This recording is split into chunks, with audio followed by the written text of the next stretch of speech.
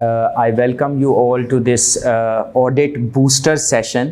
इसका नाम बड़ा सोच के रखा गया था बूस्टर, क्योंकि क्लासेस तो आप ले चुके हैं, मतलब इनिशियल वैक्सीनेशन तो हो चुकी है.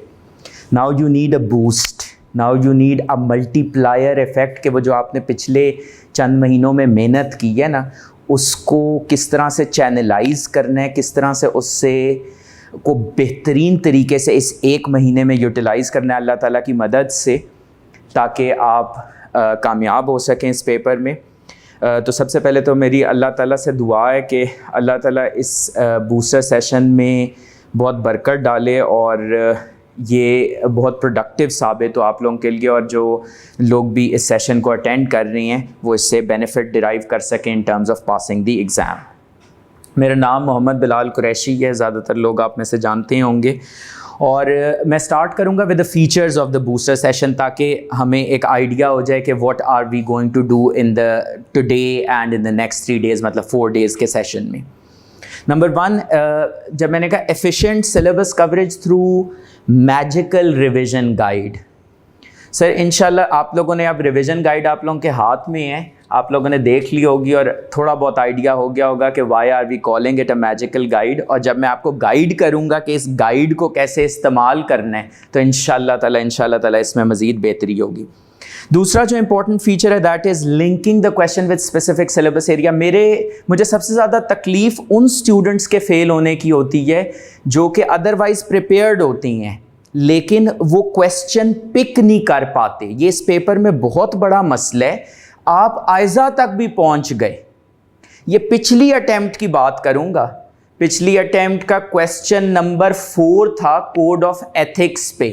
उसने लिख के बता दिया चैप्टर कि जी in the light of code of ethics, 2 लाइनों का 3 लाइनों का सिनेरियो बताया. एक था आपके पास पहले आईटी कंपनी का एक्सपीरियंस नहीं है, और दूसरी बात उसने की कि टैक्स हेवन्स में लोकेटेड है ओनर्स जो हैं. अच्छा, उसने हेवन के स्पेलिंग भी गलत लिखे पेपर में. हेवन, जो टैक्स हेवन्स होते हैं ना, वो होता है HAVEN, लेकिन अच्छा हो गया गलत लिख दिए. हेवन से अगर किसी को हेवन नहीं पता था तो हेवन जन्नत का तो पता है ना, तो वहाँ से आइडिया हो गया कि भाई ये किस तरीके से चीज़ चल रही है. अच्छा, उसने बता दिया भाई ये चैप्टर जो भी तुम्हारी किताब पढ़ी थी ना, उसमें ये चैप्टर कोड ऑफ एथिक्स के, और ज़्यादातर लोग पिक नहीं कर पाए. अगर उनके कान में कोई आकर उधर बता देता कि भाई ये वो जो बुक का वो वाला हिस्सा है ना, सिर्फ ये बता देता वो वाला हिस्सा, आगे उन्होंने वो धड़ाधड़ कॉपी पेस्ट करना था. 13 मार्क्स का क्वेश्चन था, मुफ्त के नंबर. अच्छा, दिखावे में सिनेरियो बेस्ड क्वेश्चन था. दिखने में लग रहा था सिनेरियो, कुछ सिनेरियो से लिंक नहीं करना था, सिर्फ पिक करना था कहां से है, कॉपी पेस्ट. आप में से जिन स्टूडेंट्स ने अगर अटेम्प्ट किया हुआ है वो पेपर, तो वो मैं उनकी कैफियत बड़े अच्छे तरीके से समझ सकता हूं. तो इस चीज़ को स्पेसिफिकली एड्रेस करेंगे. तीसरी चीज़, समझ नहीं आती कहाँ से शुरू करें, कहाँ पर ख़त्म करें. पहली तो बात है ख़त्म तक तो पहुँचेंगे, किधर शुरू ही नहीं. सर समझ नहीं आ रही होती स्टार्ट कहाँ से लिखना करें. इसका हल है एक step by step answering approach. अगर मैं आपको ये एक गुड न्यूज़ दे दूँ, और वो ये कि मैं आपको एक स्टेप बाय स्टेप अप्रोच बताऊँगा कि स्टेप 1 में ये लिखें, स्टेप 2 में ये लिखें. फिल इन दी ब्लैंक्स नहीं होते थे उस तरह से ऑडिट में, तो मेरे ख्याल में चीज़ थोड़ी सी शायद सिंप्लीफाई हो जाएगी. थोड़ी सी नहीं, काफ़ी सिंप्लीफाई हो जाएगी. चौथी बात, keywords expressions that markers are looking for. इस पॉइंट को 6 दफ़ा अंडरलाइन कर लें. सर ये रीज़न है फेल होने का कि जो आपका पेपर चेक कर रहे. मैं for example test, mock exams खुद पर्सनली मार्क करता हूँ, तो मैं ना पूरे आंसर में से कुछ की वर्ड्स ढूंढ रहा होता हूं. जैसे जैसे वो मुझे वर्ड्स मिलते जाते हैं ना, या एक्सप्रेशंस या फ्रेजेस, फ्रेज समझते हैं ना, मतलब जिसमें मोर देन 2-3 वर्ड्स हों, जैसे जैसे वो मुझे मिलते जाते हैं मैं उस फ्रेज पे टिक लगाता हूं. ये एग्जैक्ट मार्किंग स्कीम है, ये एग्जैक्ट मार्किंग थीम है जो कि ICAP में फॉलो होता है, जो कि इंटरनेशनली फॉलो होता है. तो मैं आपको सिखाऊंगा कि वो क्या की वर्ड्स हैं, वो क्या की एक्सप्रेशंस हैं जो आपने इंक्लूड करने हैं. क्योंकि आमतौर पर हमारी क्लासेस में अनफॉर्चुनेटली क्या हो रहा होता है, ये क्वेश्चन है और ये उसका आंसर है. अब जो क्वेश्चन बता रहा है और आंसर बता रहा है वो क्वालिफाइड है, तो जिसने आंसर करना है पेपर में, पहली बात है उसको चांस नहीं मिलता। अगर उसको चांस मिलता है वो ज़बानी बताता है, लिख के वो एक्सपोजर नहीं मिलता। तो मैं आपके सामने ना गलत आंसर्स ड्राफ्ट करके दिखाऊंगा और फिर आपसे पूछूंगा अच्छा इसमें क्या गलती है, क्या प्रॉब्लम है इसके अंदर, इसमें मार्क्स मैं बताऊंगा 0 मिलेंगे। तो वहाँ से ना हमारी रियल लर्निंग होगी। ये कोई traditional session, let me clarify in the beginning, this is not going to be a traditional session, this is going to be a root cause analysis session. Especially वो लोग, ये एड्रेस्ड है दोनों students के लिए जो इसको फर्स्ट टाइम अटैम्प्ट कर रहे हैं या जो इसको पास में अटैम्प्ट कर चुके हैं। उन दोनों स्टूडेंट्स को इसमें इंशाअल्लाह ताला एक अच्छी गाइडेंस मिलेगी। अच्छा, प्रैक्टिस, उस प्रैक्टिस में हमारे स्टूडेंट से तो मेरी एक्सपेक्टेशन यही होती है कि वो पास पेपर्स भी कर ले तो उसका बड़ा पन है, ना भी करे तो मैं कुछ कर नहीं सकता। लेकिन यहाँ पर आई कैप अपना लेवल ऑफ डिफिकल्टी अगर आप देखें ना विद एवरी पासिंग अटेम्प्ट बढ़ाता जा रहा है।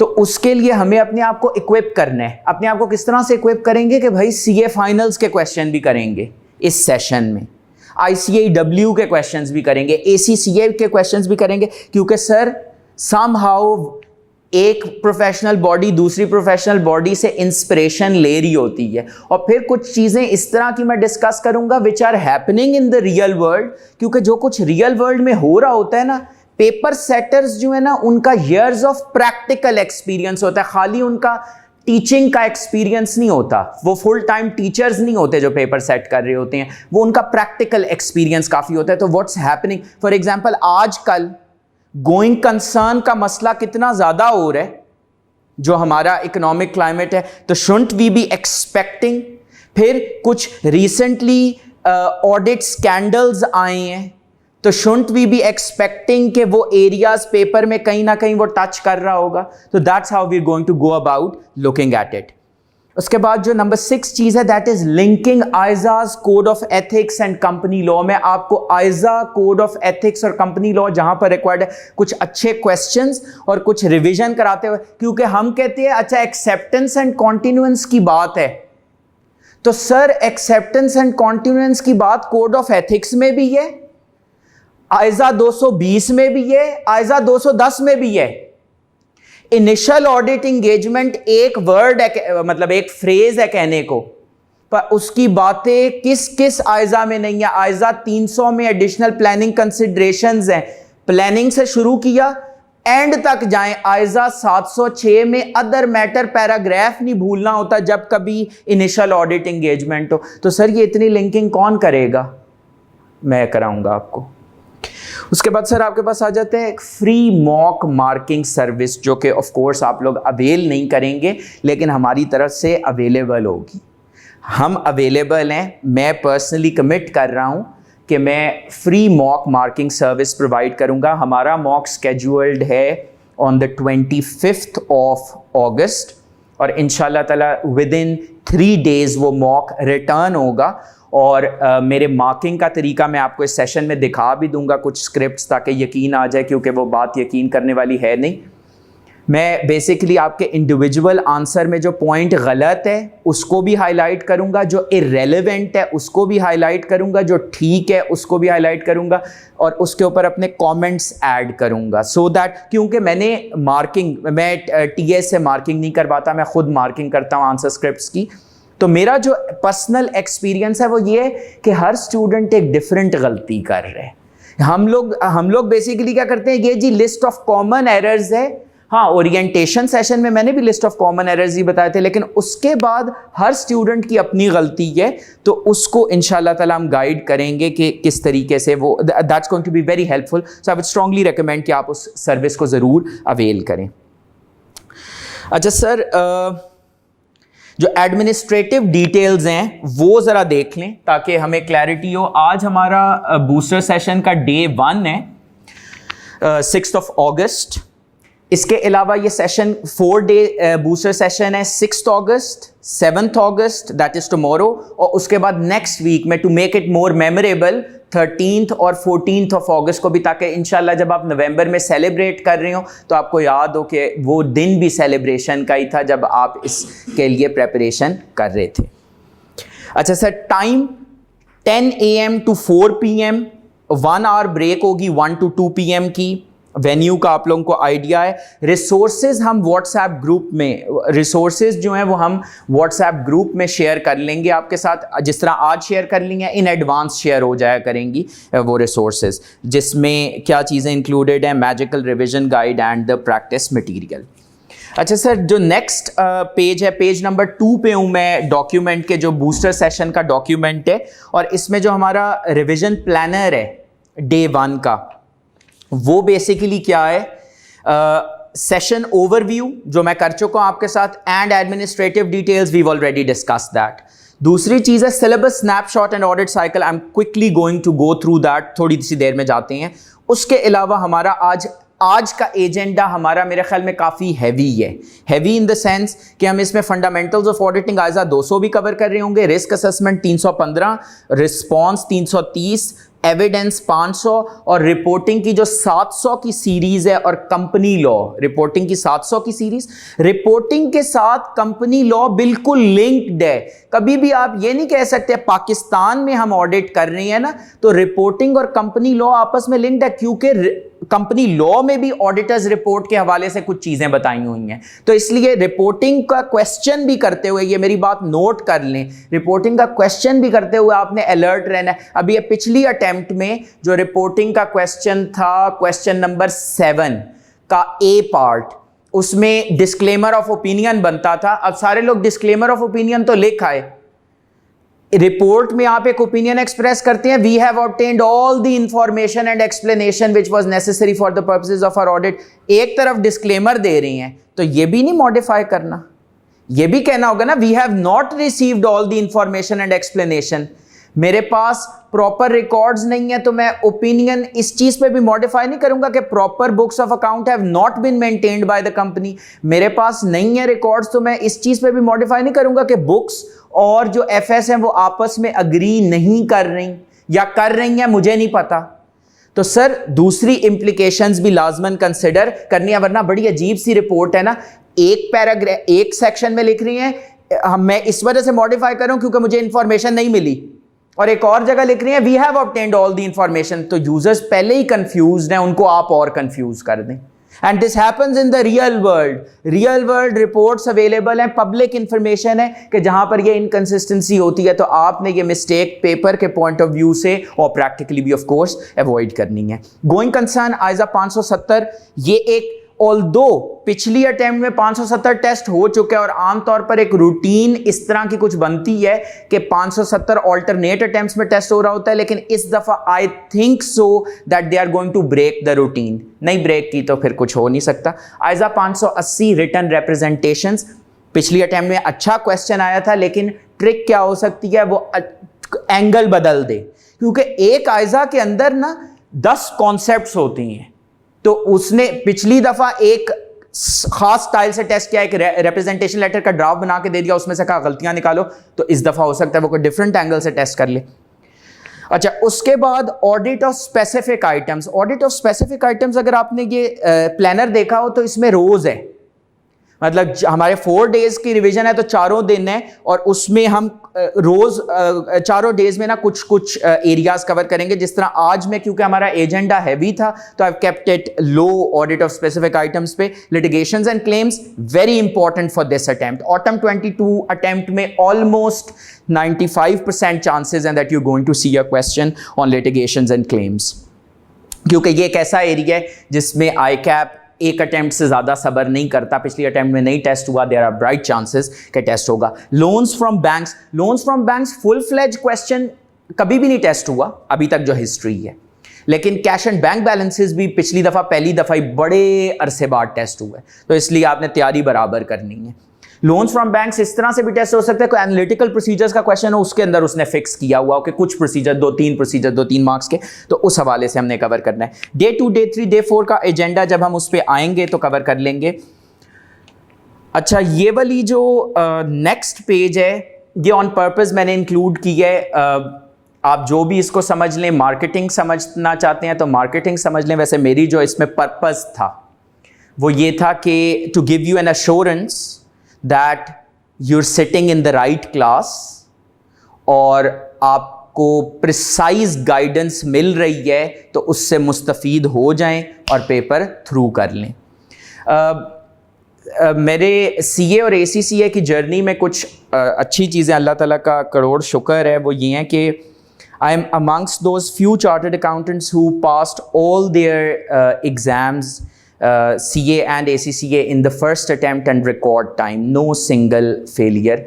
CA finals के एग्ज़ाम मैंने मॉड्यूल EF 1 साल में पास किया था, ACCA के सारे एग्ज़ाम्स मैंने 2 साल में पास किए थे, तो टोटल 3 years में मैंने ये सारे एग्ज़ाम्स कंप्लीट किए थे। उसके अलावा I also secured a gold medal in CA finals corporate laws exam. अभी भी आप लोगों के पास एक कॉर्पोरेट लॉज का एग्ज़ाम है CA फाइनल्स में। उसके अलावा ACCA में I secured a national distinction in advanced audit and assurance, इसी पेपर का जो एडवांस वर्जन है, और एक बिजनेस स्ट्रैटेजी बिजनेस एनालिसिस का एग्ज़ाम है, उसमें भी फर्स्ट पोजीशन थी। और उसके अलावा कुछ 5 अदर सर्टिफिकेट्स और डिस्टिंक्शंस हैं। ये बताने का मकसद ज़ाहिर है मार्केटिंग ही लग रहा होगा, लेकिन जितनी दफ़ा मैं कह रहा हूँ वैसे लग यही रहा है कि मार्केटिंग है, बट द पर्पज़ इज़, ये तो रिज़ल्ट है ना, इसके पीछे कोई इनपुट होगा। वो इनपुट बेसिकली वो थॉट्स, वो आइडियाज़ मैं आपके साथ शेयर करूँगा कि what train of thought and how are you suppose to go about preparing for this course, ताकि आप इसको पास कर सकें। प्रोफेशनल एक्सपीरियंस, अच्छा क्योंकि हमारे एग्जाम्स बड़े प्रैक्टिकल नेचर के होते हैं, आपने देख लिया होगा सिनेरियो बेस्ड क्वेश्चंस की तरफ ICAP का फोकस ओवर टाइम बहुत ज़्यादा इंक्रीज़ कर गया है, तो उसमें आई थिंक कि मेरा प्रोफेशनल एक्सपीरियंस भी बहुत ज़्यादा कॉम्प्लीमेंट करता है इस चीज़ को। मेरी प्रोफेशनल जर्नी स्टार्ट होती है फर्गसन एंड कोच अकाउंटेंट से, which is a member firm of the PwC network. उसके बाद मैंने for more than half a decade एक फ्रेंच मल्टीनेशनल ग्रुप में काम किया in the capacity of manager, budgeting, reporting, compliance, और उसके बाद फिर मैंने audit oversight board, currently I'm working for the audit oversight board, which is the independent regulator of the auditors, and the role of the board is to evaluate compliance of ISAs। मेरे ख्याल में paper भी यही है। Teaching experience more than a decade, शायद यकीन ना आ रहा हो लेकिन सच है, मोर देन अ डेकेड का एक्सपीरियंस है। CA को भी मैं पढ़ाता रहा हूँ और ACCA के एग्ज़ाम्स भी पढ़ा रहा हूँ। यही ऑडिट और बिजनेस स्ट्रैटेजी, सारे सब्जेक्ट्स मैं नहीं पढ़ा सकता। And there are various prize winners to my credit, अल्हम्दुलिल्लाह। अच्छा, वो क्रेडिट वैसे प्राइज़ विनर्स का क्रेडिट वैसे ही मेंशन कर दिया है, वो मेरे साथ एसोसिएटेड थे, उन्होंने मेरे से क्लासेस ली थी। All the credit goes to them. Distinction का क्रेडिट बड़ा मुश्किल होता है, पता नहीं कैसे लोग क्लेम कर लेते हैं, बड़ा दिल चाहिए ये कहने के लिए, लेकिन असल में क्रेडिट स्टूडेंट का ही होता है। अच्छा सर, हम मूव करते हैं towards our focus agenda. Sorry मैंने आप लोगों का थोड़ा सा टाइम लिया, लेकिन ये अश्योरेंस के लिए था। ग्रिड सबसे इंपॉर्टेंट चीज़, जब भी आपने तैयारी शुरू करनी है तो सबसे पहले आपको पता होना चाहिए कि कौन सी ग्रिड जो है वो सबसे इंपॉर्टेंट है।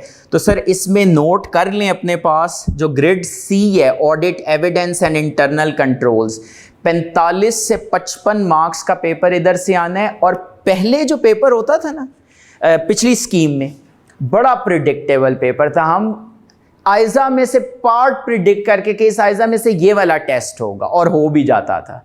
अब जो उसने ग्रिड है ना वो ठीक कर दी है, तो अब वो जो एलिमेंट ऑफ प्रिडिक्टेबिलिटी है ना वो समहाउ रिड्यूस हो गया। प्लस ये जो ग्रिड C है ना, ये है भी बहुत बड़ी। क्या नाम है इसका? Audit, evidence and internal controls. अभी मैं आपको वॉक थ्रू कराऊंगा सिलेबस का, तो आपको पता लग जाएगा कि क्या अब इसमें से छोड़ें, क्या रहने दें, वो पॉसिबल नहीं है। उसके बाद जो A ग्रेड है that is 15 to 25, B is 15 to 20, और फिर जो ग्रेड D है वो आती है। तो C, A, B, D ये रैंकिंग है इसकी इन टर्म्स ऑफ इंपॉर्टेंस। अच्छा, syllabus at a glance. Syllabus को एट अ ग्लांस रन करने से पहले अगर मैं आपको ऑडिट साइकिल बता दूं, आप लोगों ने सारा कोर्स पढ़ लिया है तो आपको एक फ्लो ऑडिट का पता होना चाहिए कि ऑडिट कहाँ से शुरू होता है, कहाँ पर एंड होता है। बेसिकली जो सबसे पहली फेज होती है ऑडिट में that is acceptance and continuance. Acceptance का जो लफ्ज है ना वो इस्तेमाल होता है इनिशियल ऑडिट इंगेजमेंट्स के लिए, और कॉन्टिन्यूएंस का वर्ड इस्तेमाल होता है रेकरिंग ऑडिट इंगेजमेंट्स के लिए। इनिशियल ऑडिट इंगेजमेंट वो है जो आपकी फर्म पहली दफा कर रही है। अगर पिछले साल आपकी फर्म के किसी और पार्टनर ने वो ऑडिट किया था और इस साल कोई डिफरेंट कर रहे तो वो इनिशियल ऑडिट इंगेजमेंट काउंट नहीं करेगी। और कॉन्टिन्यूएंस का वर्ड यूज होता है, कॉन्टिन्यूएंस का वर्ड यूज होता है फॉर रेकरिंग ऑडिट इंगेजमेंट। ठीक हो गई बात। तो सबसे पहले देखिए यही फैसला करना होता है कि हमने ये ऑडिट करना है या नहीं। अगला फैसला सर क्या आ जाता है, अगला फैसला आ जाता है आपने, या अगला स्टेप क्या आ जाता है, प्लानिंग। आपने ऑडिट को क्या करना है, प्लान करना है। ऑडिट प्लानिंग जो है दैट इज क्रिटिकल, और हमने बात भी की थी कि if you fail to plan you are planning to fail. अच्छा, मैं कुछ रेफरेंसेस फ्लो में अपनी रेगुलर क्लास के दे दूंगा। जो लोग मेरी रेगुलर क्लास का पार्ट नहीं, of course they will have to ignore that. Planning, if you fail to plan you are planning to fail, और poor planning leads to poor performance. आप कोई ट्रिप पे ही जा रहे हैं, प्रॉपरली प्लान नहीं हुआ हुआ तो बड़ा महंगा पड़ जाएगा। प्लानिंग आपने कर ली ऑडिट की, नेक्स्ट स्टेप क्या होता है, you have to execute it.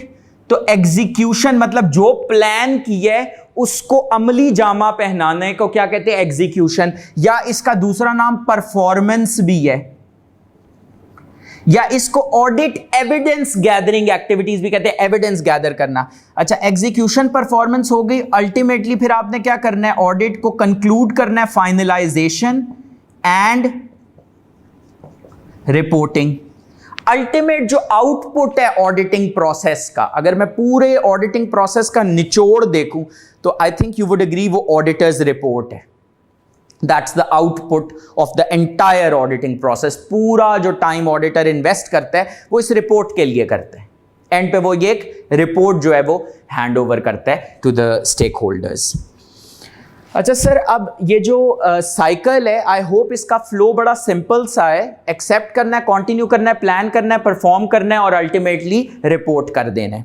इसमें इसकी सिलेबस के साथ अगर मैं आपकी मैपिंग करूं, मैंने ये जो टेबल बनाया है इसमें सिलेबस के साथ मैपिंग की है, और सिलेबस के अलावा मैंने इसकी मैपिंग की है with the grid, I cap की जो ग्रिड है, ताकि आपको आइडिया हो कि किन एरियाज पर आपने कितना टाइम इन्वेस्ट करना है। अच्छा, कंपनीज एक्ट 2017 के जो सेक्शंस ऑडिट रिलेटेड हैं वो ग्रेड ए में फॉल कर रही हैं, code of ethics grade A में फॉल कर रहे हैं। अच्छा, उसके बाद आपके पास आ जाते हैं आइजाज। आइजाज में अगर आप देखें तो आपके कोर्स में 5 कैटेगरीज इंक्लूडेड हैं आइजाज की।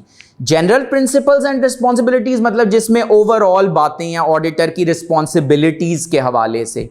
जैसे आइजा 200 है, बिल्कुल फंडामेंटल्स को कवर करता है, 210 इंगेजमेंट लेटर को कवर कर रहा है, 220 क्वालिटी कंट्रोल को कवर कर रहा है, 230 ऑडिट डॉक्यूमेंटेशन को कवर कर रहा है, 240 auditor's responsibilities in relation to fraud को कवर कर रहे हैं। फिर उसके बाद क्या आ जाता है, रिस्क असेसमेंट प्लानिंग का पार्ट होता है। प्लानिंग इंक्लूड्स, एक बहुत इंपॉर्टेंट चीज जो प्लानिंग में इंक्लूडेड होती है ना, that is what, that is risk assessment. तो risk assessment and response to assess risk में क्या चीजें आती हैं, ISA 300 planning, 315 identifying assessing ROMM through understanding the entity environment, 320 मतलब प्लानिंग फेज में आप मटीरियलिटी भी सेट कर लेते हैं, और 330 के ऑडिटर का क्या रिस्पॉन्स होगा टू रोम। उसके बाद आपके पास जो तीसरी कैटेगरी है वो क्या है सर, वो है ऑडिट एविडेंस की। और ऑडिट एविडेंस के अगर आप आइजाज देखें तो सबसे ज्यादा हैं उसमें, और आइजा 500 जो एविडेंस के ऊपर ओवरऑल गाइडेंस देता है, 501 जो स्पेसिफिक कंसिडरेशन जैसे लिटिगेशंस एंड क्लेम इन्वेंट्री के हवाले से देता है, 505 जो आपको कॉन्फर्मेशंस पे गाइडेंस देता है, 520 जो कि आपको एनालिटिकल प्रोसीजर्स पे गाइडेंस देता है, 530 ऑडिट सैम्पलिंग मतलब आपने सैंपल किस तरीके से सिलेक्ट करना है उससे रिलेटेड जो कंसिडरेशंस हैं, 550 related party, 560 subsequent events, 570 going concern, 580 written representation. तो इस सारे में आप क्या कर रहे होते हैं, आप एविडेंस गैदर कर रहे होते हैं। तो this is somewhat link to the execution and performance. Execution and performance से एक और भी चीज लिंक होती है, using the work of others, क्योंकि आप ऑडिट में कुछ और लोगों का काम भी यूज कर रहे होते हैं। मिसाल के तौर पे आप ऑडिटर्स एक्सपर्ट का काम यूज कर रहे होते हैं, मिसाल के तौर पे आप इंटरनल ऑडिटर का काम यूज कर रहे होते हैं जो 610 और 620 में कवर्ड है। उसके बाद आपके पास आ जाता है ऑडिट कंक्लूजन एंड रिपोर्टिंग, जो कि बेसिकली इधर कवर हो रहा होता है।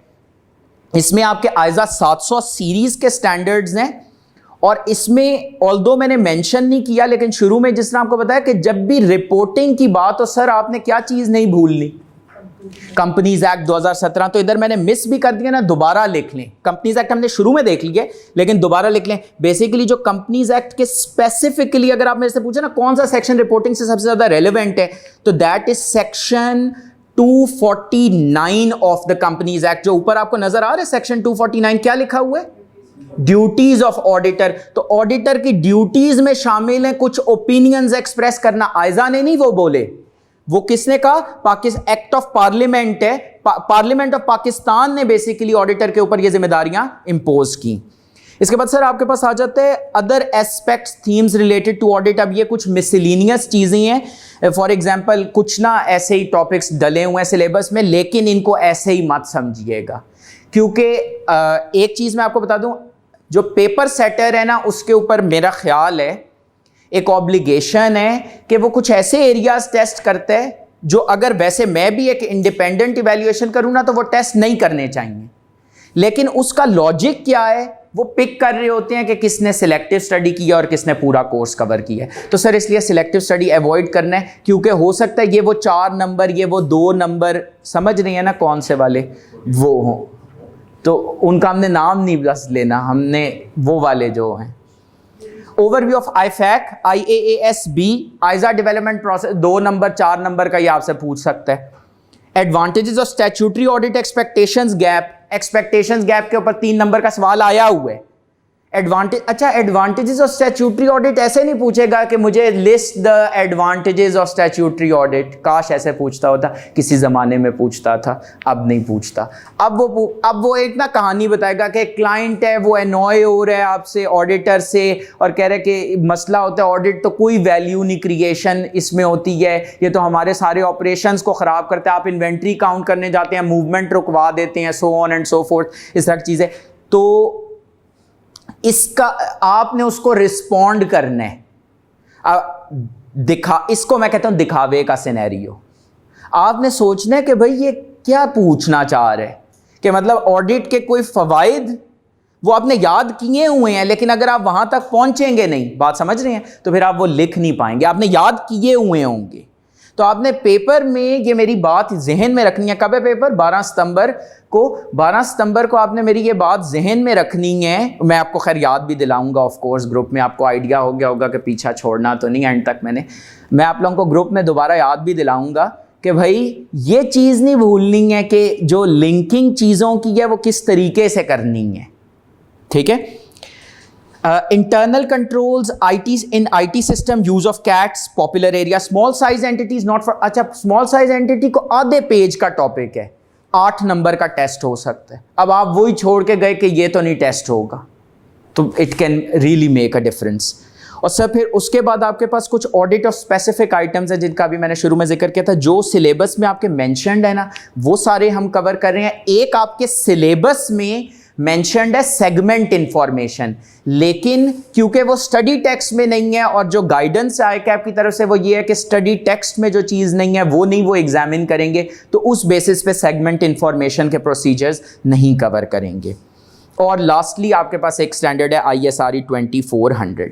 अच्छा इसमें एक साथ मैंने ग्रिड्स मेंशन कर दिए ताकि आपको पता हो कि आपने अपनी एफर्ट्स को किस तरीके से कंसंट्रेट करना है। मेरे ख्याल में अगर आपने 20 दिनों में तैयारी करनी है, मतलब पहले आप पढ़ चुके होंगे, 20 दिनों में अगर आपने तैयारी करनी है तो आपकी एलोकेशन ना इस वेटेज के मुताबिक होनी चाहिए।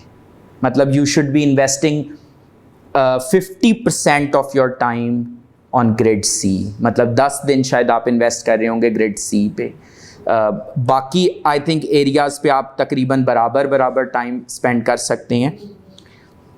अच्छा इसमें एक छोटी सी बारीकी समझ लीजिएगा, उस टाइम इन्वेस्टमेंट में भी मैं आपको बता दूं कि क्या चीज़ है जिसका आपने ख्याल रखना है। एक आईकैप ने जब नई स्कीम लॉन्च की है ना तो एक testing and proficiency levels introduce कराए हैं। टेस्टिंग एंड प्रोफिशिएंसी लेवल में बेसिकली ये है कि जो कैफ लेवल पे 2 टेस्टिंग एंड प्रोफिशिएंसी लेवल हैं, एक है टेस्टिंग एंड प्रोफिशिएंसी लेवल 1 और एक है टेस्टिंग एंड प्रोफिशिएंसी लेवल 2। ज़्यादातर टॉपिक्स आपके सिलेबस में कौन से हैं? लेवल 2 के। कुछ टॉपिक्स हैं जो लेवल 1 के हैं। तो जो लेवल 1 की है ना वो लेस कॉम्प्लिकेटेड स्टाइल में, मतलब जो मेरी इंटरप्रिटेशन है, ज़्यादातर you will see them being tested in a knowledge based question और इन अ रिलेटिवली सिंपल सिनारियो, जो कि नॉलेज बेस्ड ही टेस्टिंग कर रहा होगा। तो मेरे ख्याल में उन एरियाज़ पर एफर्ट उसी हिसाब से करनी चाहिए। समझ आ गई है ना बात? छोड़ने का नहीं कह रहा, लेकिन उनको उसी हिसाब से कि ज़्यादा नॉलेज बेस्ड उनके जो पॉइंट्स हैं वो आपको, फॉर एग्जांपल आइज़ा 220, आइज़ा 210, आइज़ा 230, ये नॉलेज बेस्ड क्वेश्चंस की फॉर्म में टेस्ट होने की प्रोबेबिलिटी है। मैंने आपकी आसानी के लिए क्या किया है, जितने भी सिलेबस में वो लेवल 1 वाले एरियाज़ हैं ना, उनको ग्रे हाईलाइट कर दिया। मतलब वैसे तो अगर आपके पास ब्लैक एंड वाइट फोटोकॉपी होगी तो सब कुछ ही ग्रे हाईलाइटेड है, लेकिन जो ये नोट्स शेयर हुए में हैं उसमें ग्रे हाईलाइटेड जो एरियाज़ आ रहे हैं ना, क्योंकि वरना तो आप कहेंगे सारा कुछ ही लेवल 1 में है। सेक्शन 248, 249, आइज़ा 210, 220, 230, 300, 530 और अदर एस्पेक्ट्स में 1 और 2 और ISRE 2400, ये सब लेवल 1 के हैं, तो इनको उस हिसाब से ही आपने प्रिपेयर करना है। इस सारी बेसिकली इंट्रोडक्शन का मकसद ये था कि हमें आइडिया हो कि हमने अगले 4 डेज़ किस तरह से स्पेंड करने हैं। इसमें जो स्टूडेंट्स ऑनलाइन हैं उनके लिए, क्योंकि हमने सारी फैसिलिटीज़ कम्युनिकेशन की ब्लॉक की हुई हैं, तो उनके क्वेश्चंस अब आंसर होंगे। आप फेसबुक के ऊपर जो पेज है लर्न विद बिलाल कुरैशी का, उसके ऊपर या राइज़ इस्लामाबाद के पेज पे जो हमने लिंक्स शेयर किए हुए हैं उधर अपने क्वेश्चंस पोस्ट करते जाएं, और इंशाअल्लाह ताला हम उनको आज ट्राई करेंगे कि आज ही आंसर कर दें, एल्स बाय टुमारो या मंडे उनको हम आंसर कर देंगे। तो that's how we are going to go about it, just to allow a seamless progression of classes. अच्छा जी, औज़ुबिल्लाहि मिनश्शैतानिर्रजीम, बिस्मिल्लाहिर्रहमानिर्रहीम। हम लोग अब स्टार्ट करने लगे हैं अपनी डिस्कशन जो हमारे एजेंडा आइटम्स हैं उनसे, कि हमने आज के क्लास में कवर क्या करना है। मैंने बताया था एक हैवी एजेंडा हम कैरी कर रहे हैं, आइज़ा 200, 315, 330, 500, 700 की सीरीज़ प्लस कंपनीज़ एक्ट। तो हमारी इसमें कोशिश क्या होगी, मेरी कोशिश ये होगी कि मैं आपको टॉपिक्स को as soon as possible go through कराऊं। हाँ, मतलब क्योंकि हमने ये टॉपिक्स, मतलब स्पेशली जो मेरी क्लास में स्टूडेंट्स रहे हैं, हमने टॉपिक्स इंतहाई तफसील में कवर किए हैं। मानेंगे तो नहीं आप लोग, लेकिन किए हैं। मानते हैं? मानते हैं। ऊंचा सा ज़रा कह दें ताकि आवाज़, ओके ठीक हो गया, कोई शक नहीं है। तो सर तफसील से, बहुत ज़्यादा तफसील से कवर करने का टाइम नहीं है। मैं ज़्यादा टाइम कहाँ लगाना चाह रहा हूँ, उन्हीं एरियाज़ पे जिनकी वजह से पेपर फेल होता है। अगर आपका पेपर 40 पर फेल हो रहा है ना, 40 से 50 में, तो it is less about knowledge, it is more about technique. तो मैं ज़्यादा टाइम इन्वेस्ट करना चाहूँगा टेक्निक के ऊपर। तो आई विल बी टारगेटिंग कि हमारा जो प्रोपोर्शन है वो तकरीबन 40% ऑफ द टाइम इन्वेस्ट हो रहा हो आज के अलावा। Today will be an exception because of the heavy content that we suppose to cover, and that's going to lay down the foundation for the rest of the syllabus that we going to cover. लेकिन going forward हमारा basically ये होगा कि 40% of the time on revision of the content और 60% of the time on question practice, क्योंकि हमें question practice में भी थोड़ा टाइम ना ज़्यादा लगेगा इन द सेंस, तो जहाँ पर हमें टाइम ज़्यादा लगेगा तो कोई इशू नहीं है, हम उसको एक्सटेंड भी कर सकते हैं क्लासेस को, उसमें तो आपको कोई इशू नहीं है ना। कोई इशू नहीं है। ये फिज़िकल क्लासेस वाले तो कह रहे हैं कोई इशू नहीं है, और ऑनलाइन वाले तो वैसे ही म्यूट हैं, तो ठीक है। नहीं, इंशाल्लाह ताला हम टारगेट करेंगे कि इसको गिवन टाइम फ्रेम में कवर करें। अच्छा सर, हम स्टार्ट करते हैं पेज नंबर 5 पे। अगर आप नोट्स के आ जाएं, आइज़ा 200। आइज़ा 200 सर क्या है? Aiza 200 fundamentals of auditing cover करता है, overall objectives and general principles that govern the conduct of an audit. अच्छा, ये इसको मैजिकल रिवीजन गाइड क्यों कहा? हो सकता है आप लोग कह रहे हो ये तो खुद ही तारीफ कर रहे हैं। देखें, इस रिवीजन गाइड में लेफ्ट साइड पे ना, आप ज़रा समझ लीजिएगा, लेफ्ट साइड पे आ रहे हैं सवाल। 5 क्लास याद है? 8th क्लास थोड़ी थोड़ी, बस उसमें और इसमें फ़र्क इतना है कि उसमें ना क्वेश्चन इस लाइन में अगर लिखते थे, क्वेश्चन 1, तो आंसर 1 भी नीचे ही आता था। इस दफा थोड़ा सा ट्विस्ट ये हो गया है कि मैंने क्वेश्चन 1 को इधर ले गया। अच्छा, इसका मकसद क्या है? पेपर में हमने अभी रिस्क क्या आइडेंटिफाई किया था, सारी तैयारी होती है, पिक नहीं होता कि लिखना कहां से है। फॉर एग्जाम्पल मैं आपसे सवाल पूछ लेता हूं कि फ्रॉड हो गया कंपनी में, हालांकि कंपनी के एक्सेप्शनल कंट्रोल्स थे। Discuss the possible reasons. अब मैं आपको बता दूं, आप सबको पता है जी, ये सवाल था, discuss the possible reasons full stop. पहुंच गए। अच्छा, आप तो मेरे से ही पढ़े हुए ना। Inherent limitations of internal controls. जी जी, ये अवेलेबल है। ये नोट्स अवेलेबल हैं जो फिजिकल क्लासेस में है, they should get this, that would help them. अच्छा सर, तो पिक करना ना, ये जिस तरह इन्होंने माशाल्लाह से अल्लाह ताला इनको नजरे बद से बचाए, इन्होंने पिक कर लिया। हाँ हाँ, यही वाला, हाँ एग्जैक्टली, पैसे भी मिले थे, बिल्कुल। तो ये वही वाला क्वेश्चन है। तो कहने से मुराद सर ये है कि आपके पास इधर लेफ्ट कॉलम में पॉइंट्स हैं, मतलब इस आयजा में क्या क्या कॉन्सेप्ट्स हैं, क्योंकि पेपर में आपने सोचना कैसे, मैं आपको एग्जैक्ट सोचने का बिल्कुल एक रॉ तरीका बता दूं।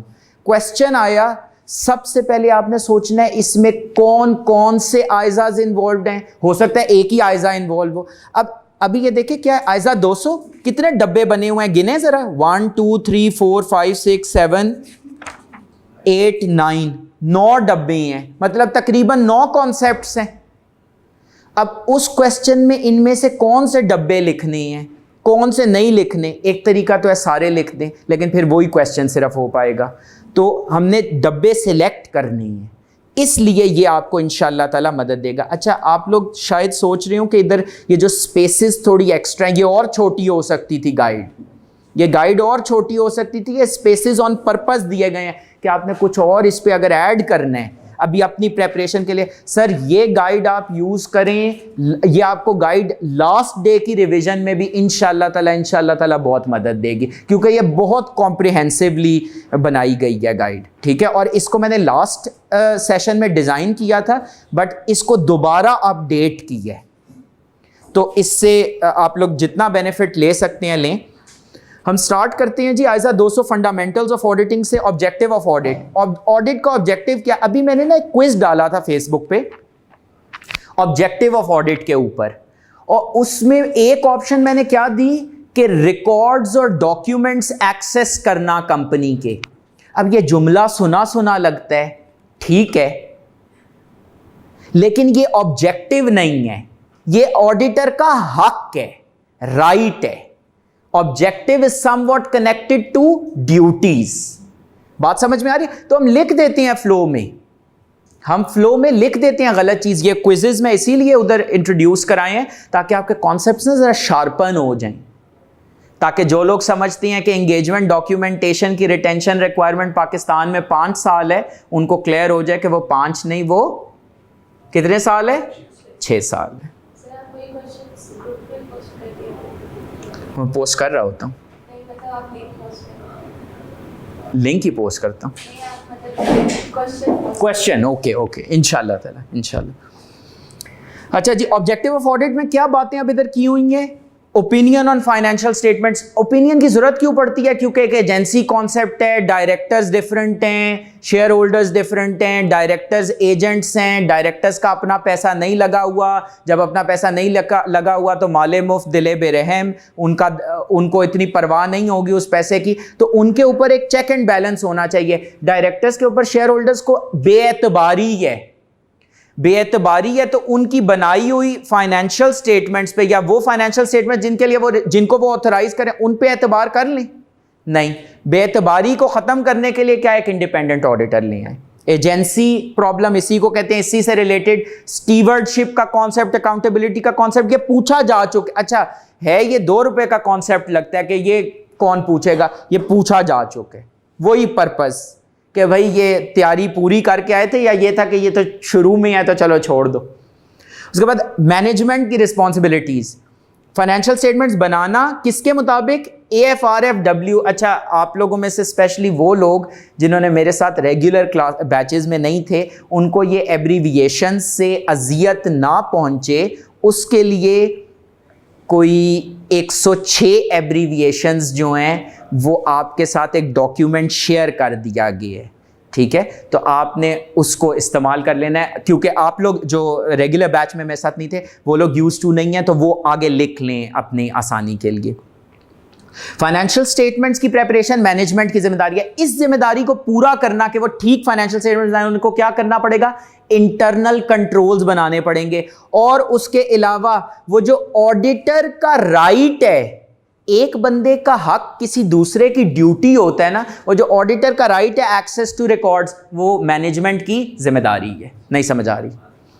लेवल्स ऑफ एश्योरेंस, 2 लेवल्स के एश्योरेंस हैं। वैसे एक एब्सोल्यूट एश्योरेंस भी होता है, जैसे नहीं जब सेशन स्टार्ट हो रहे होते हैं तो एब्सोल्यूट एश्योरेंस दी जा रही होती है, पास गारंटी। बस जैसे ही आप ये वर्ड देखें ना, पास गारंटी, उधर से खिसक जाएं। तो गारंटी देना जो है ना, इसका मतलब है दाल में कुछ काला है। एश्योरेंस 2 लेवल्स की हो सकती है, reasonable assurance and limited assurance या negative assurance. Reasonable assurance high level of assurance, audit में लिमिटेड एश्योरेंस होती है। कुछ चीज़ें मैं गलत बोलूँगा तो बर्डन जो है वो फिजिकल क्लासेस के स्टूडेंट्स पे, आपको जो ऑनलाइन वाले हैं उनको म्यूट होने का ये फ़ायदा है कि उनको करेक्ट भी नहीं करना पड़ेगा। फिजिकल क्लास वाले स्टूडेंट से मैं एक्सपेक्ट करूँगा कि वो जागते रहें, क्योंकि मैं बिल्कुल फ्लो में, रेगुलर बैच वाले लोग मुझे जानते हैं, मैंने आप लोगों से क्वेश्चन ना पूछने की एग्जाम्शन सिर्फ आखिरी 2 क्लासेस के लिए ली थी, तो वो अब वापस से मैं क्वेश्चन इस तरह पूछ रहा हूँ, तो just stay alert. Limited negative assurance आपके पास मॉडरेट एश्योरेंस होती है, not a high level of assurance जिस तरह के रीजनेबल एश्योरेंस होती है। तो इसका मतलब है प्रोसीजर्स भी कम करने पड़ेंगे अगर आपकी लिमिटेड एश्योरेंस होगी। तो किन एंगेजमेंट्स में? लिमिटेड एश्योरेंस में, लिमिटेड एश्योरेंस में ज़्यादा प्रोसीजर्स करेंगे as compare to reasonable assurance? नहीं, रीजनेबल एश्योरेंस में क्योंकि आपने ज्यादा कॉन्फिडेंस देना है ना, तो ज्यादा प्रोसीजर्स करने पड़ेंगे, ज्यादा एविडेंस गैदर करना पड़ेगा। रिव्यू एंगेजमेंट में, लिमिटेड एश्योरेंस एंगेजमेंट्स में आपने कम लोअर लेवल ऑफ एश्योरेंस देना है। रीजनेबल एश्योरेंस क्या है? आप मेरे से पूछें मुझे अपने पास होने के, अब आप लोग पूछेंगे कि बताएं जी मेरे पास होने के बारे में अपनी राय का इजहार करें, तो एक राय ये होगी, एक तरीका ये होगा, मैं कहूँगा मेरी राय में पास हैं, एक ये तरीका है। एक तरीका है मैं कहूँ मेरी नज़र से कुछ ऐसा नहीं गुजरा कि मैं ये कह सकूँ कि आप पास खुदा ना खास्ता नहीं होंगे, पास होंगे आप, मतलब मेरी नज़र से कुछ। दोनों की एश्योरेंस कॉन्फिडेंस लेवल में फ़र्क है। अब अगर मैंने ये कहना है ना कि मेरी राय में आप पास होंगे, तो उसके लिए मुझे ज़्यादा प्रोसीजर्स करने पड़ेंगे। क्या प्रोसीजर्स करने पड़ेंगे? आपकी क्लास की एक्टिविटी को मॉनिटर करना पड़ेगा, आपकी अटेंडेंस का रिकॉर्ड निकलवाना पड़ेगा, आपके टेस्ट चेक करने पड़ेंगे, आपके टेस्ट के रिजल्ट्स देखने पड़ेंगे। जब मैंने ये कहना ना मेरी नज़र से कुछ ऐसा नहीं गुजरा, फिर मुझे बहुत एक्सटेंसिव प्रोसीजर्स करने की ज़रूरत नहीं है।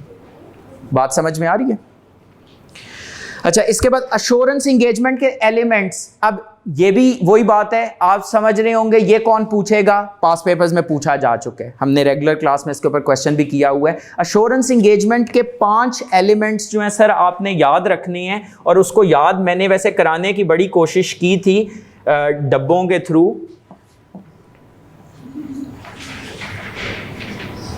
क्या कुछ इस तरह की चीज, क्या था? मैनेजमेंट एफएस बनाए एज पर IFRS,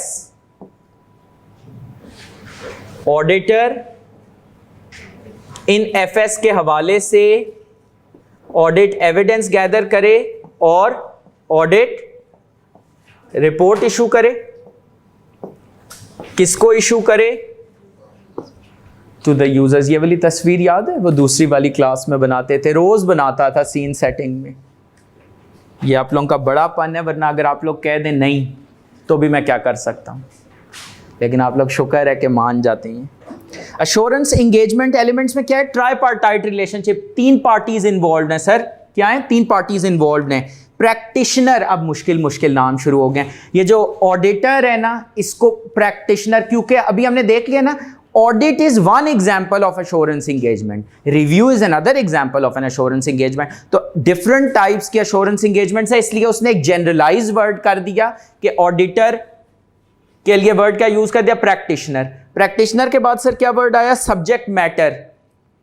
इसको अगेन एक मुश्किल वर्ड दिया सब्जेक्ट मैटर का, इसको दिए, गलत हो गया ना, इसको दिए सब्जेक्ट मैटर। IFRS क्या है, सूटेबल क्राइटेरिया। ऑडिट एविडेंस को एविडेंस ही कहा है, क्योंकि ऑडिट एविडेंस फिर ऑडिट से रिलेटेड हो जाएगा ना। और ऑडिट रिपोर्ट के बजाय क्या कह दिए, अश्योरेंस रिपोर्ट। नहीं समझ आ रही, ये आपने बेसिकली जो तस्वीर है ना सर, ये ज़हन में रखनी है। तो आपको कुछ मेहनत नहीं, मतलब लॉजिकली देखें। अभी आपने अच्छा एक चीज़ ऑडिट में देखा करें, ऑडिट में ना एक चीज़ 10 जगह आ रही होती है, तो दिमाग आपको पता है एक स्केर्स रिसोर्स है, शॉर्ट होता है, तो उस पर ज़्यादा प्रेशर नहीं डालना। एक दफ़ा जो चीज़ याद करें ना, बस फिर अगली जगह जब वो रिपीट होती है तो उसी से लिंक करें कि मैंने ये पहले पॉइंट याद किया हुआ है, ये वही वाला पॉइंट है। मैनेजमेंट ने FS बनानी है एज पर IFRS, ऑडिटर ने एविडेंस हासिल करना है कि ये FS क्या IFRS के मुताबिक बनी है, और ऑडिट रिपोर्ट इशू करनी है किसको, to the members, to the users. नहीं समझ आ रही, इस तरीके से हमने कवर करनी है चीज। अच्छा इसके बाद sir, why not absolute assurance in an audit, why audit risk can not be zero. अब ये सवाल भी कोई 5000 दफा आ चुके हैं, लेकिन 5000 दफा डिफरेंट तरीके से आए हैं। मतलब उसने कहानी ना कोई मुख्तलिफ कोई सिनेरियो बनाएगा। मैं साथ साथ ना आपको इन एरियाज का पिक करने का तरीका सिखा रहा हूं कि पिक कैसे करना है। एब्सोल्यूट एश्योरेंस क्यों नहीं होगी, काश एक जब शुरू हुआ तो आया सवाल कि क्यों एब्सोल्यूट एश्योरेंस नहीं होती, क्यों रीजनेबल एश्योरेंस होती है, लेकिन ये बेबी क्वेश्चंस ओवर हैं। अब वो सवाल इस तरह से बनाएगा कि एक मटेरियल मिसस्टेटमेंट डिटेक्ट हो गई है ऑडिट में और मैनेजमेंट का दिमाग खराब हो गया। वो कह रहे हैं कि भाई ये ऑडिटर फिर किस मर्ज की दवा है कि इन्होंने ऑडिट किया है, हमें अनमॉडिफाइड ओपिनियन दी है। अनमॉडिफाइड ओपिनियन कौन सा होता है, क्वालिफाइड, एडवर्स, डिस्क्लेमर, वो मॉडिफाइड होता है। अनमॉडिफाइड ओपिनियन मतलब clean opinion, FS give true and fair. तो ऑडिटर को वो कोस रही हैं कि भाई ऑडिटर ने क्लीन ओपिनियन दी है और फाइनेंशियल स्टेटमेंट में मटेरियल में स्टेटमेंट निकल आई है, तो ऑडिटर को उन्होंने बुला ली है, ऑडिटर की पेशी हो गई है। अब ऑडिटर क्या डिफेंस पेश करेगा, ये सवाल है। अब आप पहले तो मुझे दुआएं दीजिएगा, समझ रहे हैं ना, ऑपोजिट मतलब दुआओं से, कि ये तो पढ़ाया ही नहीं था। असल में मैं नजूमी नहीं हूं, तो मैं फोरकास्ट नहीं कर सकता कि वो एग्जैक्टली क्या सिनेरियो आपको देगा पेपर में, लेकिन मैं आपको ये बता रहा हूं जो कुछ आपके सिलेबस में है ना, वो आपको अच्छे तरीके से कवर करा दिया है। अब वहां पर आपने पिक करना है कि ये कौन सा कॉन्सेप्ट टेस्ट कर रहे हैं। बात समझ में आ रही है? अच्छा, देखने में दुनिया जब देखेगी उस पेपर को तो कहेगी बहुत सिनेरियो बेस्ड क्वेश्चंस आए थे, बहुत सिनेरियो बेस्ड क्वेश्चन थे। ये सिनेरियो बेस्ड क्वेश्चन है। अगर आप इधर तक पहुंच जाएं तो सर हंजला फिर आप में से एग्री करेंगे, मैं डर रहा हूं, वैसे मुझे लगता है आप एग्री नहीं करेंगे कि ये सिनेरियो बेस्ड क्वेश्चन है या नहीं है। ये नहीं ये हम ये कह लेते हैं ये दिखावे का सिनेरियो बेस्ड क्वेश्चन है, क्योंकि 3 किस्म के क्वेश्चंस हैं आपके पेपर में। एक है जेन्युइनली नॉलेज बेस्ड क्वेश्चन, उसका हिंट क्या होता है, एक एक लाइन की रिक्वायरमेंट। एक है सिनेरियो बेस्ड क्वेश्चन, लेकिन सिनेरियो बेस्ड क्वेश्चन में 2 कैटेगरीज हैं। एक है दिखावे के सिनेरियो बेस्ड क्वेश्चंस, जैसे कि ये, क्योंकि अगर आप यहां तक पहुंच गए तो आगे आपने ये सारे पॉइंट्स छाप देने हैं कि भाई फाइनेंशियल रिपोर्टिंग की नेचर तो देखो, उसमें जजमेंट्स होती हैं, एस्टिमेशंस होती हैं। अभी सारे कह रहे थे डॉलर और अब ऊपर जाएगा, आपने 250 का खरीदा है, तो अभी अब मशवरा ये है कि लॉस मिटिगेट करना है। हाँ, तो ये बिल्कुल अप्रोप्रिएट स्ट्रेटजी है। आप समझ रहे हैं, कोई भी नहीं ना बता सकता क्योंकि कोई भी नजूमी नहीं है। तो फाइनेंशियल रिपोर्टिंग की नेचर ही जजमेंट बेस्ड है। ऑडिट प्रोसीजर्स परफॉर्म करने में आप अभी मैनेजमेंट की जिम्मेदारी देखी थी, इंफॉर्मेशन प्रोवाइड करना टू द ऑडिटर्स, बल्कि अभी तो इधर ये लिखा हुआ है इंफॉर्मेशन प्रोवाइड करना टू द ऑडिटर्स, ये मैनेजमेंट की जिम्मेदारी थी। मैनेजमेंट ने अपनी जिम्मेदारी पूरी नहीं की, सारी इंफॉर्मेशन ही नहीं दी, कहां से मटेरियल में स्टेटमेंट डिटेक्ट हो। और ऑडिटर के पास कोई वो search and seize the records के नहीं है कि वो जाए और जाके उनकी फाइलें और लैपटॉप और कंप्यूटर उठा के साथ ले आए, ऐसी कोई पावर्स नहीं है ऑडिटर के पास। बात समझ में आ रही है। फिर ऑडिटर टेस्टिंग करता ही सैंपल बेसिस पे है, और फिर एक टाइम और कॉस्ट को का भी तो ख्याल रखना है ना। तो इस वजह से ज़हन में रखिएगा, most of the evidence is persuasive rather than conclusive. एक बंदा था बड़ा खिलाफ था ये वैक्सीन लगवाने के, कोविड की। तो एक दिन आया तो पूछा मैंने, तो कहते मेरा सर्टिफिकेट मेरे पास बन गया। तो मैंने कहा अच्छा मतलब वैक्सीन हो गई है। मैंने कहा दिखाओ सर्टिफिकेट। सर्टिफिकेट देखा, मैं समझा झूठ बोल रहे हैं, लेकिन था सर्टिफिकेट। मैंने कहा वेरी गुड, ये अच्छा तुमने की है। वो कहते नहीं ये सिर्फ सर्टिफिकेट है। लेकिन मैं वो देख के परसुएड हो गया था। तो most of the evidence in this दुनिया इज परसुएसिव, कन्विंस कर सकते हैं आपको, लेकिन हतमी नहीं होता। ठीक है। अच्छा सर, इसके बाद कुछ अदर रिक्वायरमेंट्स आइजा 200 की जो जल्दी से घुमाऊंगा, इंपॉर्टेंट बहुत हैं। ऑडिट करना होता है पर आइजाज रेलेवेंट टू द ऑडिट। अगर आप मेरी फेसबुक पे वीडियोस फॉलो कर रहे हो तो ये कॉन्सेप्ट्स आपके वहां पर भी रिवाइज हो सकते हैं। Plus auditor shall not represent compliance with ISAs unless all relevant ISAs complied. ये नहीं है कि आप आधा तीतर आधा बटेर वाला काम करें, कुछ आइजाज फॉलो किए कुछ आइजाज फॉलो नहीं किए, और ऑडिट रिपोर्ट में बेफिक्र होकर लिख रही हैं। कहां पर ऑडिट रिपोर्ट में लिख रहे होते हैं कि we conducted our audit in accordance with ISAs as applicable in Pakistan? Basis for opinion section में, जो कि बेसिकली ऑडिट रिपोर्ट के शुरू में आ रहा होता है। पहला सेक्शन वही होता है। अच्छा सेकंड होता है, पहला कौन सा होता है? Opinion section. ठीक ठीक, वेरी गुड। वो लेकिन सेक्शन नहीं होता, मैंने सेक्शन का कहा ना, लेकिन सही है, वेरी गुड। सॉरी नहीं सही बता रहे हैं, मतलब स्टार्टिंग पॉइंट में। Very good, I appreciate it. Comply code of ethics, code of ethics को फॉलो करना, ये ऑडिट रिपोर्ट में तो नहीं लिखा होता। कहां लिखा होता है? बेसिस फॉर ओपिनियन सेक्शन में? नहीं, बेसिस फॉर ओपिनियन सेक्शन में ही लिखा होता है।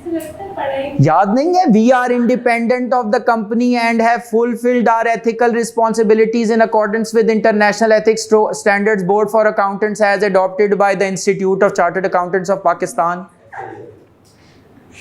किधर था? बेसिस फॉर ओपिनियन सेक्शन में ही था। वेरी गुड मिस, याद है। उसके बाद आपके पास आ जाता है प्रोफेशनल जजमेंट और प्रोफेशनल स्केप्टिसिज्म। ये तो ऑडिट रिपोर्ट में नहीं लिखा होता। हाँ, अब ये तो नहीं लिख सकते ना ऑडिट रिपोर्ट में, ये तो जनरल क्योंकि बातें हैं। लेकिन ये भी ना auditors responsibilities for the audit of the financial statements के सेक्शन में लिखा होता है। अभी हम थोड़ी देर में देख भी लेंगे। प्रोफेशनल जजमेंट ऑडिट में हर जगह जगह, जिस तरह मैंने आपको शुरू में बताया था, कई बार आप लोगों के सवाल है और मैंने कहा this is a matter of auditors professional judgement. मैं आपको कुछ नहीं बता सकता। ये फैक्टर्स हैं, ये कंसिडर कर, ऑडिटर ने एक्सपर्ट अपना हायर करना है नहीं करना, ये फैक्टर्स है, कंसिडर कर ले, खुद डिसाइड कर ले। आइजा ने हर कंपनी के नाम से उसका मटीरियलिटी लेवल और आइजाज में डिफाइन किया हुआ है ना कि फौजी फर्टिलाइजर ने इतना मटीरियलिटी अपनी सेट करनी है हर साल का। नहीं डिफाइन किया हुआ सर, कैसे? आइजाज को क्या पता, IAASB को क्या पता फौजी फर्टिलाइजर कौन है? ऑडिटर ने खुद डिटरमिन करनी है उसकी मटीरियलिटी, गाइडलाइन दे दी। तो प्रोफेशनल जजमेंट में क्या था? अच्छा हवाई नहीं, एक किसी ने मुझे बताया था कि हम ऑडिट करते हैं कॉमन सेंस की बेस पे। बिल्कुल इम्पॉर्टेंट है कॉमन सेंस, लेकिन सर थोड़ा सा हमें एहतियात करनी होगी कि हम रिपोर्ट में लिख रहे हैं we conducted our audit as per ISAs, तो मेरे ख्याल में हमें देखना होगा, क्योंकि अगर कॉमन सेंस बेस्ड ऑडिट सही होता तो फिर इतने स्कैंडल्स ना आते जितने आ रहे हैं इंटरनेशनली। आई एम सॉरी, मतलब आप ये वाले ऑडिटिंग के जार्गन्स और इसके बगैर कह रहे हैं, आई एम अफ्रेड कि वो पास नहीं होगा।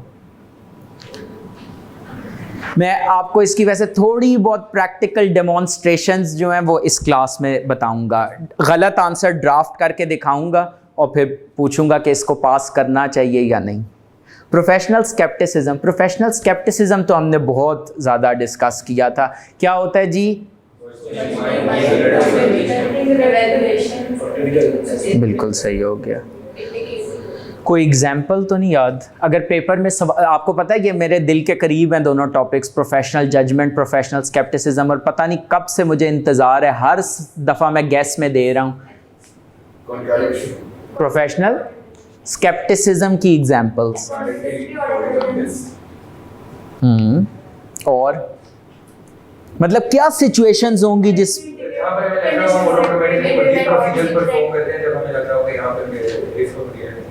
Very good. मिसाल के तौर पे कौन सी कंडीशन? हाँ, यही मैं पूछना चाह रहा था, कौन सी कंडीशन? वो तो हर एंटिटी में प्रेजेंट है। कि प्रोफेशनल स्केप्टिसिज्म की कोई एग्जांपल किस सिचुएशन में आप एक्सरसाइज कर रहे होंगे प्रोफेशनल स्केप्टिसिज्म? हाँ, वही वाली, वो तो बता दें ज़रा। किसी ईयर में जिसमें कोविड ज़्यादा था तो एयरलाइन की तो उसमें रेवेन्यू बढ़ रहा है, कोविड का टाइम है और एयरलाइन का रेवेन्यू बढ़ रहा है, तो मेरे ख्याल में बड़ी अजीब सी बात है, बहुत अनयूजुअल सिचुएशन है। ठीक है, अच्छा सर, उसके बाद आपके पास पांचवी चीज़ क्या है? साई सफिशिएंट। साई हम लोग कॉन्स्टेंटली क्योंकि यूज़ कर रहे होंगे, एब्रीविएशंस की लिस्ट में है, लेकिन because we will be using it very frequently, तो it is sufficient appropriate audit evidence. ये लिखा होता है ऑडिट रिपोर्ट में, लिखा होता है। कहाँ पर लिखा होता है? बेसिस फॉर ओपिनियन सेक्शन का जो आखिरी जुमला है ना, वो यही होता है। अच्छा, अगर ओपिनियन मॉडिफाई हो जाए तो आखिरी जुमले में क्या चेंज आता है? फॉर एग्जाम्पल, क्वालिफाइड ओपिनियन अगर आपने एक्सप्रेस की है, तो ये जो आखिरी जुमला है, we have obtained audit evidence that is sufficient and appropriate to provide a basis for our opinion. Sorry, नहीं मिल गया, मटेरियल मिस स्टेटमेंट थी और हमने क्वालिफाइड ओपिनियन एक्सप्रेस की। तो बेसिस फॉर ओपिनियन सेक्शन का जो आखिरी जुमला है उसमें क्या लिखेंगे? आखिरी जुमला मैं आपको सुनाऊं, we have obtained audit evidence that is sufficient and appropriate to provide basis for our opinion। क्या बात है, बिल्कुल सही बात है। ओपिनियन के जो टाइप है ना वो मेंशन कर देनी है। अच्छा, अगर ये, वैसे मैंने आप लोगों से सवाल पूछा हुआ है, सिर्फ आप लोगों की याददाश्त टेस्ट कर रहा हूं, अगर ओपिनियन अनमॉडिफाइड हो तो ओपिनियन सेक्शन की हेडिंग क्या होती है? याद है ना? और अगर ओपिनियन क्वालिफाइड हो तो ओपिनियन सेक्शन की क्या हेडिंग होती है? Qualified opinion. किसी सिचुएशन में ओपिनियन सेक्शन की हेडिंग मॉडिफाइड ओपिनियन तो नहीं हो सकती? नहीं हो सकती। तो जब आप लोग भी क्वेश्चन अटेम्प्ट कर रहे होंगे ना रिपोर्टिंग का, तो आपने सिर्फ एग्जामिनर को गेस करने के लिए नहीं छोड़ा ना कि खुद सोच लो। मैं तुम्हें यह बता रहा हूं कि मॉडिफाई होगा ओपिनियन, आपने एग्जैक्ट टाइप ऑफ मॉडिफिकेशन बतानी है। उसका रीज़न समझ में आ गया क्यों? क्योंकि आप लोगों ने अभी कहा है कि हेडिंग मॉडिफाइड ओपिनियन नहीं हो सकती, और ठीक कहा है आपने। ऑडिट रिस्क बड़ा इंपॉर्टेंट कॉन्सेप्ट है। पिछला जो कितना इंपॉर्टेंट कॉन्सेप्ट है, मैं हैरान रह गया, जो आपकी पिछली अटेम्प्ट थी। क्वेश्चन नंबर 2 ऑडिट रिस्क का scenario based question. Question number 3 audit risk से रिलेटेड ना, बड़ी मुझे खुशी भी वैसे हुई, स्टेटमेंट्स कुछ दी हूं टेक्निकल, और कहा इन पे बताओ ये स्टेटमेंट्स एप्रोप्रिएट हैं या नहीं है। तो इसमें जिसकी अच्छी अंडरस्टैंडिंग थी ना ऑडिट रिस्क मॉडल की, वो परफॉर्म कर सकता था। अब देखिए एक कॉन्सेप्ट है और इतना भी नहीं वो घबराए कि क्वेश्चन 2 के बाद कोई 2-4 क्वेश्चंस का गैप दे दें साथ ही क्वेश्चन 3 में। बात समझ रहे हैं? तो इसका मतलब है ये जो अब नई स्कीम जो आई है ना, इसमें स्कीम बदल गई है। इसमें टेस्टिंग के जो टेस्टिंग है ना, उसमें अनप्रिडिक्टेबिलिटी आप एक्सपेक्ट करें। ऑडिट रिस्क सर क्या होता है कि ऑडिटर गलत ओपिनियन एक्सप्रेस कर दे। ऑडिटर का ओपिनियन क्या हो? गलत हो, जबकि एफएस में क्या है? मटेरियल मिस स्टेटमेंट है। एफएस में मटेरियल मिस स्टेटमेंट हो तो सही ओपिनियन क्या होता है?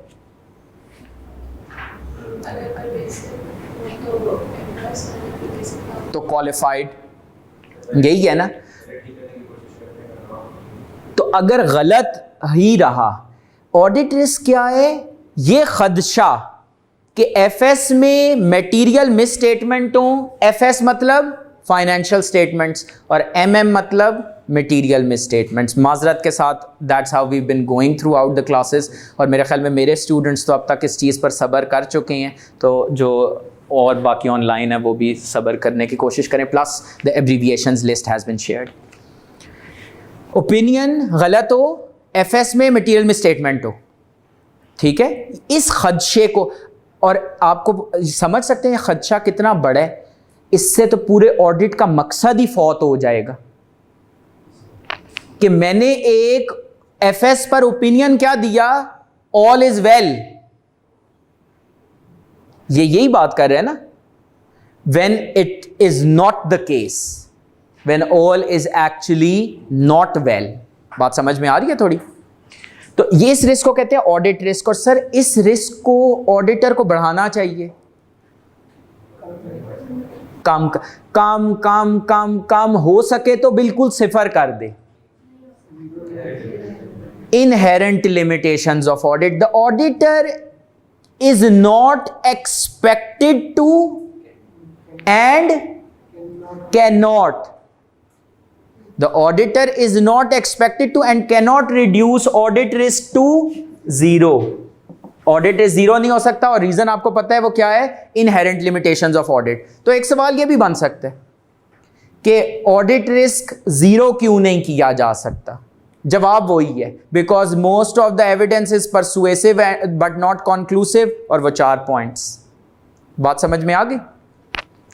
अच्छा, इसके बाद आपके पास जो एक और चीज इसमें एक बारीकी, क्योंकि जिस तरह के वो कॉन्सेप्चुअल टेस्टिंग पे आया हुआ है, ये तो हमने एक सिनेरियो कवर किया ना कि एफएस में मटेरियल में स्टेटमेंट है और ऑडिटर गलत ओपिनियन दे दे। इसका कन्वर्स सिनेरियो कर दूं? कन्वर्स सिनेरियो इसका क्या होगा कि एफएस ठीक है और ऑडिटर का ठीक नहीं है। यही होगा ना इसका कन्वर्स सिनेरियो। क्या ये भी ऑडिट रिस्क है? इसका जवाब है नहीं। आयजा ने कैटेगोरिकली कहा कि ये रिस्क और आमतौर पर इनसिग्निफिकेंट होता है, तो मैं इसको ऑडिट रिस्क नहीं मान रहा। ऑडिट रिस्क यही है। इसीलिए जब मैंने आप लोगों को 6 दफा अंडरलाइन कराया था ना, तो उसकी एक हिकमत थी कि ऑडिट रिस्क क्या है? Risk that the auditor express an inappropriate opinion. कब कब कब? When FS are MM, when financial statements are materially misstated. याद है ना, 6 दफा अंडरलाइन कराया था। फिर जब शुरू में पूछता था तो आपको वो 6 दफा अंडरलाइन वाला याद था, शुरू का हिस्सा भूल गया था। अब तो याद है ना? रिस्क दैट द, बोले जरा, रिस्क ऊंचा जरा, मैं भी तो इतना गला फाड़ रहा हूं, ऊंचा। रिस्क दैट द ऑडिटर, चले मेरे पीछे पीछे बोलें, risk that the auditor expresses an inappropriate opinion, ऊंचा ना, when FS are materially misstated. ठीक हो गया? अच्छा, ऑडिट रिस्क के कंपोनेंट्स तो नहीं पता होंगे। एक डिटेक्शन रिस्क है और एक सैंपलिंग रिस्क है। एक है इनहेरेंट, पहले तो ब्रॉडली 2 हैं। रिस्क ऑफ मटेरियल में स्टेटमेंट, जिसको हम इटली वाला रोम नहीं कहते थे, हम कहते थे ये अलग है, ROMM। रिस्क MM तो याद करवा दिया ना, जो बाहर से दूसरे से। R और O है risk of, risk of material misstatement multiplied by detection risk, ये याद है, audit risk is equal to ROM multiplied by detection risk. और फिर रोम क्या था, inherent risk multiplied by control risk multiplied by detection risk. इनमें जरा बारीक बारीक फर्क था। इनहेरेंट रिस्क और कंट्रोल रिस्क में क्या बारीक सा नुक्ता था। एक तो ये है ना कि टर्म्स डिफरेंट हैं। इनहेरेंट कंट्रोल, वैसे तो कंट्रोल रिस्क भी कंट्रोल में नहीं है ऑडिटर के। बिफोर कंसिडरेशन ऑफ कंट्रोल, जब आप इनहेरेंट रिस्क देख रहे होते हैं ना, आप कहते हैं एज्यूम कर लो 1 मिनट के लिए, वो नहीं मैथ्स में कहते थे सपोज कर लो, 1 मिनट के लिए सपोज कर लो अगर कोई कंट्रोल्स ना हो। तो मैं एक रेस्टोरेंट के बिजनेस का ऑडिट कर रहा हूं जो कि कैश रिच है, कोई कंट्रोल्स ना हो, तो what is the risk of cash misappropriation और resultantly material misstatement in financial statements. Understatement of cash का जो रिस्क है, थेफ्ट का जो रिस्क है, वो बेसिकली क्या, inherent risk before consideration of controls.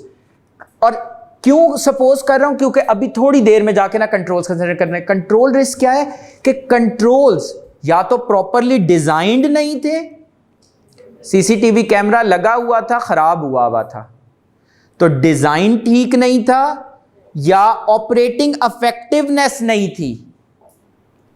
तो कंट्रोल ठीक ना हो या उसके ऑपरेटिंग, पॉलिसी मैनुअल में लिखा हुआ है कि जी बीआरएस मतलब बैंक रेकंसिलिएशन स्टेटमेंट मंथली बेसिस पे प्रिपेयर होगी, कोई दूसरा बंदा रिव्यू करेगा, कोई तीसरा बंदा अप्रूव करेगा, ये लिखा हुआ है, लेकिन इस पर अमल दरामद नहीं हो रहा, इस पर अमल दरामद नहीं हो रहा। वो टिंकर बेल वाले क्वेश्चन में भी यही हुआ था ना, और फिर देखा उसकी वजह से फ्रॉड हो गया था। खैर टेस्ट अटेम्प्ट किया होगा तो पता होगा, sorry. Inherent risk, control risk multiplied by detection risk. Sorry, ये अब फ्लो में ना मेरे से मुंह से सच निकल जाता है, तो आप लोगों ने उसके लिए मुझे माफ करना है। इनहेरेंट रिस्क, कंट्रोल रिस्क, और उसके बाद क्या आ रहा है, डिटेक्शन रिस्क। डिटेक्शन रिस्क क्या होता है, सैम्पलिंग रिस्क